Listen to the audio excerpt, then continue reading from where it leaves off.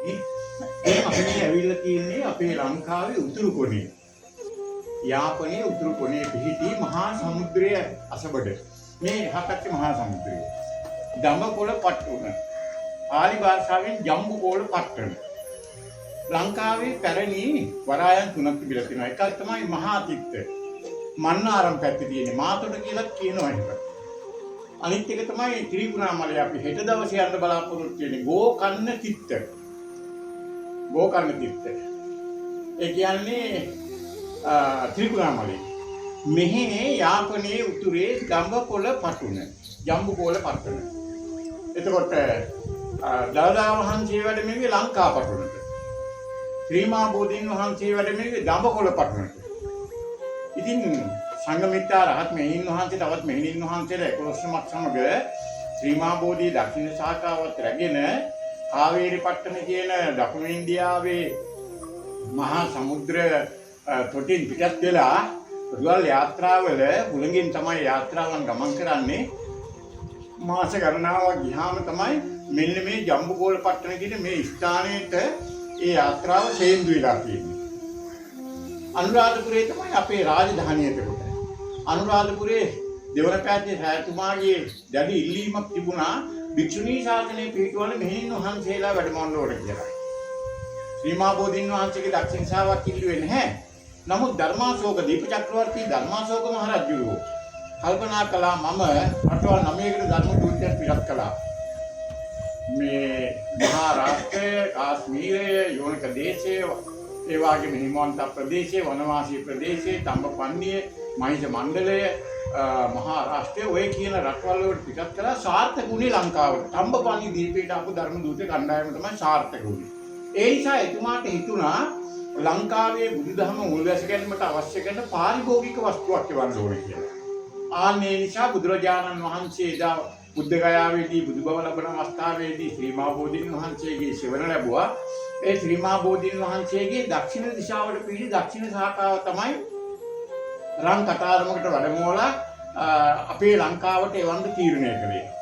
ඉතින් මිහිඳු මහරහතන් වහන්සේගේ සහෝදරී සංඝමිත්තා රහත් මෙහිණින් වහන්සේ අතේ තමයි මේ බෝධීන් වහන්සේ ලංකාවට එන්නේ. මෙන්න මේ ස්ථානයේ තමයි ගොඩ බැස්සේ. දඹකොළ පටුන ජම්බුකොළ පට්ටන. ඉතින් මේ ස්ථානයේ බෝධීන් වහන්සේගේ ඔය අෂ්ටපාළුව දෙතිපාළුව බෝධි ශාඛා අතරින් එකක් තමයි මේ රෝපණය කරලා තියෙන්නේ. ඔය රන් කටාරමක ආකෘතියක් එහෙම තියෙන්නේ. රන් කටාරමක ආකෘතියක් සිමෙන්තියෙන් හදලා තියෙනවා ගාමෙන්. ඒ රන් කටාරමක ආකෘතියක් තියෙන්නේ බෝධීන් වහන්සේ මේ ස්ථානයටයි වැඩම කළේ. දෙවන පැත්තේ කාර්යතුමා මේ මහා මුහුදේ ඉනවට බැහැලා තමයි ලංකාව මුළු මහත් රට ශ්‍රීමා බෝධීන් වහන්සේලා බුද්ධ ශාසනයට මඟුල් ශේෂකින් පූජා කරලා ශ්‍රීමා බෝධීන් වහන්සේගේ දක්ෂිණ ශාඛාව දොහොත් මුදලින් පිළිගත්තේ එදා දෙවන පැත්තේ ඉස්සරහ තිබුණා. මෙතෙන් පටන් ශ්‍රීමා බෝධීන් වහන්සේ වැඩමවගෙන ගියා අනුරාධපුරයේ අගනගරේ. අටම ස්ථානයේ ශ්‍රීමා බෝධීන් වහන්සේ අපි වන්දනා කළා. ඒ ශ්‍රීමා බෝධීන් වහන්සේ වැඩමවනකොට තිවක්ක කියන බමුණු ගමේදී තමයි රාත්‍රී කාලයේ ගත කළේ බෝධීන් වහන්සේ වඩා හිඳවලා එතෙන්දී බෝධි පූජාවක් පවත්වලා තියෙනවා. මේ ස්ථානයේ බෝධි පූජාවක් පවත්වලා තියෙනවා. මේ ස්ථානයේ දෙවන පැත්තේ දයතුමා අර අෂ්ටපාළුව බෝධීන් වහන්සේලාගේ එකක් රෝපණය කළා කියලා සඳහන් වෙනවා. එතකොට අනිත් එක මේ දඹකොළ පටුන විහාරය නාවික හමුදාවේ අපේ සහෝදර නාවික භටයන් විසින් තමයි මේ පවත්වාගෙන යන්නේ. ස්වාමින් වහන්සේ නම කවුරුවත් නැහැ. ස්වාමින් වහන්සේ නම කිසි කෙනෙක් එදා ඉඳලා අද වෙනකම්ම නැහැ. කිසිම ස්වාමින් වහන්සේ නමක් බාරව නෙමෙයි, කිසිම ස්වාමින් වහන්සේ නමක් මෙතන වැඩ ඉන්නේ නැහැ. අනිකරම නාවික හමුදාවෙන් තමයි කලින් කලට එනේ මහත්තුරු ඒ වගේම නාවික හමුදාවේ මේ භටයන් නාවික හමුදාවට සම්බන්ධ නිලධාරීන් මේ ස්ථානයේ නඩත්තු කරගෙන යනවා. ස්වාමින් වහන්සේලා කිසි කෙනෙක් නැහැ.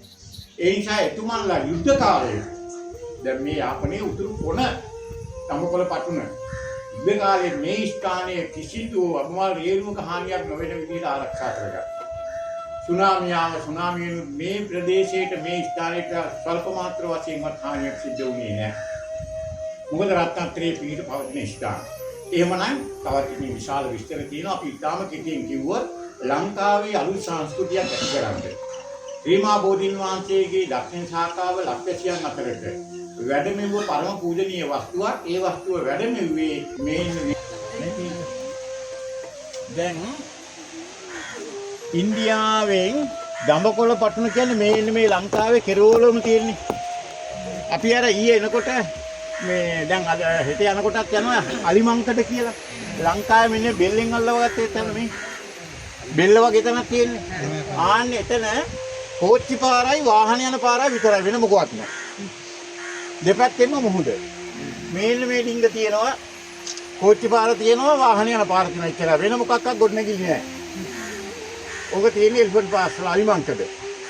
එතකොට මෙන්න මේ ආපනේ කෙරෝලේ තමයි දඹකොළ පට්ටන.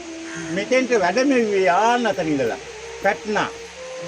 ඒ කියන්නේ ධර්මාශෝක රජුගේ අගනගරේ පාටලිපුත්‍රේ පැට්නා. එහෙ ඉඳලා තමයි ඔය බෝධීන් වහන්සේ වැඩමවපු ආකාරය. ඕන ලංකාවට ආපු ආකාරය. මාස ගණනාවක් ගත වුණා. සංගමිත රහත් මෙහෙණින් වහන්සේ බෝධීන් වහන්සේ වැඩමවාගෙන ලක්දිවට වැඩම කළා. මේන ලොකු සිටියක් දැන් මෙන්න මේ පොඩි එක මෙන්න ලොකු කළා. මේ තියෙන සංගමිත්තා විහාරය. සංගමිත්තා විහාරය කියලා ගහලා තියෙනවා. ඕන එතකොට ලංකාවේ කෙරවල. හරි.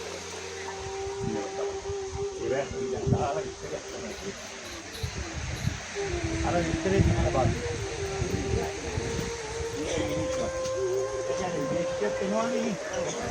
දේශිකයන්ටත් අර විස්තරේම තමයි යොදන්නේ.